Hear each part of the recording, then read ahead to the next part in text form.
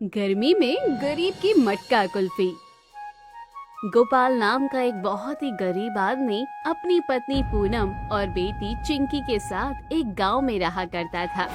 अपनी बेटी की पढ़ाई और घर का खर्चा निकालने के लिए गोपाल छोटे मोटे काम किया करता था। साथ ही हर गर्मियों में वो मटका कुल्फी बेचने का भी काम किया करता था।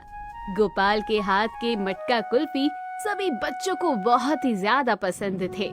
ऐसे ही गर्मियों का समय शुरू होने वाला होता है और पूनम गोपाल से बोलता है, सुनिए जी, गर्मी आने वाली है, तो क्या इस बार भी आप कुल्फी बेचने का ही काम करेंगे? हाँ पूनम, उसके अलावा और क्या ही कर सकते हैं। कोई मेहनत मजदूरी का काम तो मिलता नहीं है, और मिलता भी है तो 2-4 दिन के बाद वो काम भी खत्म हो जाता है। पर मटका कुल्फी में हमारी बचत भी तो नहीं हो पाती है। ज्यादा थोड़े बहुत ही पैसे बच पाते हैं। पैसे तो थोड़े बचते हैं, पर काम तो चलता ही जाता है ना। जब तक गर्मियां हैं तब तक लोगों को कुल्फी खाना बहुत पसंद है। ठीक है, फिर मैं आपका कुल्फी बनाने का सारा सामान बाहर निकाल देती हूँ। अब लगभग गर्मियों का मौसम आ ही गया है, तो आप कुल्फी बेचने का काम फिर से शुरू कर दीजिए। हाँ ठीक है, मैं कल से मटका कुल्फी बेचने के लिए गली गली निकल जाया करूँगा।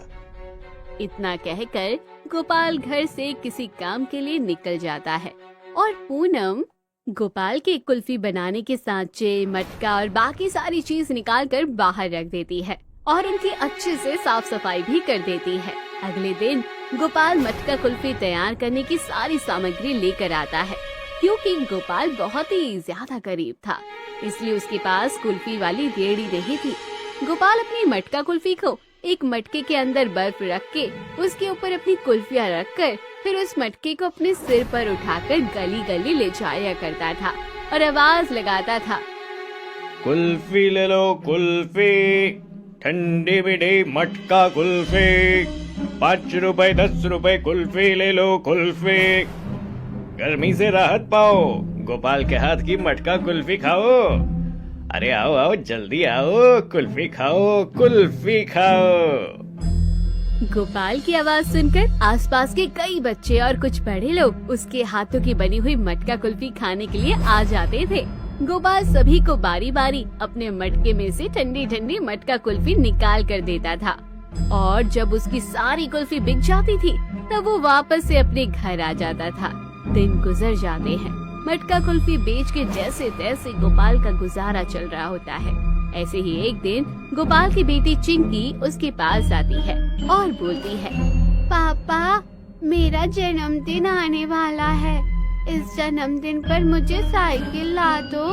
मेरे सारे दोस्तों के पास साइकिल है, बस मेरे पास ही साइकिल नहीं है। ठीक है बेटा, मैं पूरी कोशिश करूँगा कि इस बार मैं तुम्हें जन्मदिन पर साइकिल जरूर दिला दूं। अपने पिता की बात सुनकर चिंकी खुश होकर वहाँ से चली जाती है।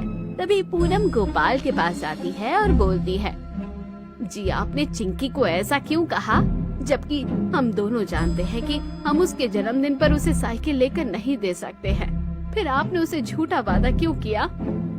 कोई बात नहीं पूनम, मैं कैसे भी करके अपनी बेटी को साइकिल लेकर ही दूंगा। देखता हूँ अगर किसी से थोड़ा बहुत पैसा उधार मिल गया तो। जी उधार लेने की क्या जरूरत है आपको? आप सीधा सीधा चिंकी को मना कर देते।